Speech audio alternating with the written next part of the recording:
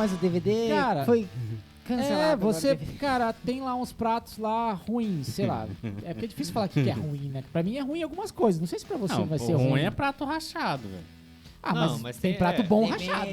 Com ruim, cada um entende. Aliás, tá na entende. moda muito prato rachado ser Não, bom, né? Um em cima não. do outro, aquele negócio todo lá. O Dom vai ficar chateado. Não, Ô, Você? cadê o Felipe? Não. Ele dava uma O aula sobre negócio isso. sonoricamente feito e projetado, ele não é rachado. Óbvio. Mas eu falo assim, vamos supor, você tem uma AX Explosion lá que tá rachado um tanto assim, ó, da borda até o meio. Mano, o som é horrível.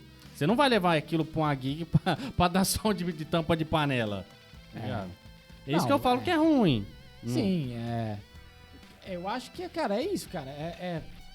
Não tem como, cara. Você precisa ter um bom instrumento e você precisa tocar o mínimo pra você conseguir se manter na gig. Se é que você quer ter uma gig, ou se é que você, sei lá, quer ser você mesmo, talvez. Não sei. Aí você tem que segurar as suas broncas, né?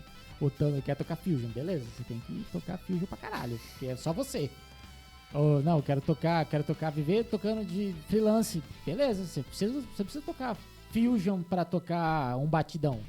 Mas você precisa entender a linguagem. Batidão não é fácil não, viu, gurizada? Deixa eu falar pra vocês aqui, ó. Loyola tá aqui pra não deixar mentir. Que ele não Todo sabe mundo- até hoje.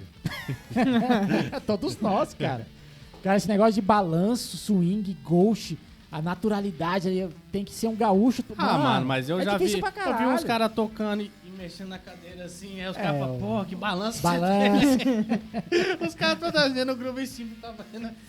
balanço, cara. Cara, quando eu tocava freelance, cara, eu tinha uma raiva que nem falava, mano, balanço. Deu, porra, que porra de balanço, Que é o cara? balanço, né?